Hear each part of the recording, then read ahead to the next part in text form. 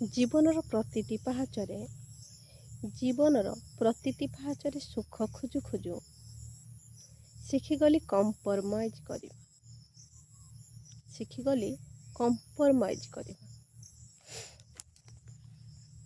Compromise ବୋଧେ ଆଉ କିଛି ଦିନ ବଞ୍ଚିବାର ଏକ ନୂଆ ଫର୍ମୁଲା,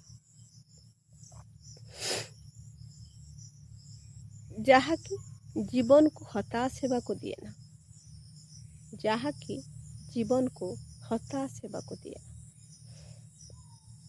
ଯେତେବେଳେ ମଣିଷ ତା ଜୀବନରେ ଅବଶ, ବିବଶ, ଯନ୍ତ୍ରଣା ଜର୍ଜରିତ ମନେ କରେ,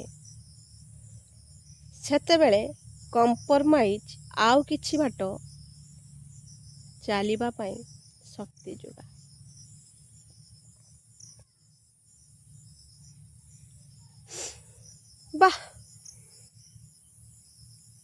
କମ୍ପ୍ରମାଇଜ୍ ବୋଧେ ନୂଆ ଉଦ୍ଭାବନ ଏ ଯୁଗର ମଣିଷମାନଙ୍କ ପାଇଁ, ଯାହାକି ମଣିଷକୁ ବଞ୍ଚିବାର ନୂତନ ପଥ ଦେଖାଏ।